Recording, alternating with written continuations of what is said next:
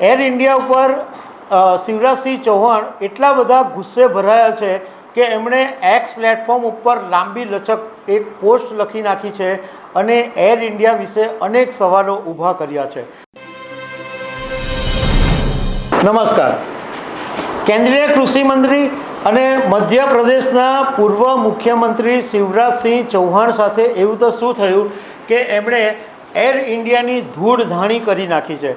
Air India ઉપર શિવરાજસિંહ ચૌહાણ એટલા બધા ગુસ્સે ભરાયા છે કે એમણે એક્સ પ્લેટફોર્મ ઉપર લાંબી લચક એક પોસ્ટ લખી નાખી છે અને એર ઇન્ડિયા વિશે અનેક સવાલો ઊભા કર્યા છે. તો આના વિશે હું વાત કરીશ કે કેન્દ્રીય કૃષિ મંત્રી શિવરાજસિંહ ચૌહાણને આખરે આટલો બધો ગુસ્સો કેમ આવ્યો. હવે કેન્દ્રીય કૃષિ મંત્રી શિવરાજસિંહ ચૌહાણે એક એક્સ પ્લેટફોર્મ ઉપર લાંબી લચક પોસ્ટ લખી છે અને એ પોસ્ટની અંદર એમણે બધી વિગતવાર વાત કરી છે. એમાં એમણે એવું લખ્યું છે કે આજે મારે ભોપાલથી દિલ્હી જવાનું હતું અને મારે એક પૂસામાં કિસાન મેળાનું ઉદ્ઘાટન હતું અને એ સિવાય પણ મારા અન્ય કાર્યક્રમો હતા. મને એર ઇન્ડિયાની ફ્લાઇટ AI 436માં ટિકિટ મળી હતી અને મારી જે બેઠક નંબર હતો એ 8C નંબર હતો. હું જ્યારે મારી આ સીટ ઉપર બેસવા ગયો તો એ સીટ તૂટેલી હતી અને ઘસાઈ ગયેલી હતી, એટલે બેસવાનું મને બહુ તકલીફદાયક લાગતું હતું. જ્યારે મેં એર ઇન્ડિયાના સ્ટાફને આ વાત કરી કે આવી ખરાબ સીટ મને કેમ આપી, તો સ્ટાફે એવો જવાબ આપ્યો કે સાહેબ, અમે મેનેજમેન્ટને ઘણી બધી વખત રજૂઆત કરી છે કે આવી જે ખુરશીઓ છે તૂટેલી ફૂટેલી એ સીટની ટિકિટ આપવામાં નહીં આવે, પરંતુ મેનેજમેન્ટ માનતું જ નથી. સાથે સાથે સ્ટાફે એવી પણ વાત કરી કે માત્ર એક નહીં, આવી તો અનેક સીટ આ ફ્લાઇટની અંદર છે. શિવરાજસિંહ ચૌહાણે એક્સ પ્લેટફોર્મ પર આગળ લખ્યું કે મને ઘણા બધા સહયાત્રીઓએ આગ્રહ કર્યો કે સાહેબ તમે અમારી સીટ ઉપર બેસી જાઓ, અમે તમારી સીટ ઉપર બેસી જઈએ.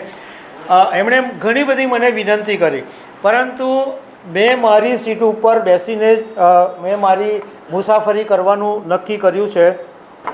સાથે સાથે શિવરાજસિંહ ચૌહાણે જે એર ઇન્ડિયાની ધૂળાઈ કરી છે, ધૂળધાણી કરી છે, એમાં એવું લખ્યું કે મારી એવી ધારણા હતી કે એર ઇન્ડિયાને ટાટા મેનેજમેન્ટે હસ્તગત કરી છે તો એર ઇન્ડિયાની જે સ્થિતિ છે એ સુધરી જશે, પરંતુ મારી આ જે ભ્રમણા છે એ તૂટી ગઈ છે.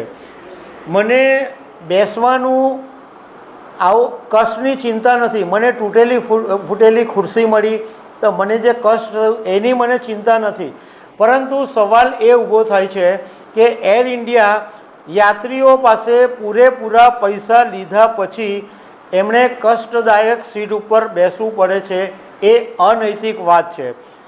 શું આ યાત્રીઓની સાથે છેતરપિંડી નથી? એવું શિવરાજસિંહ ચૌહાણે કીધું છે.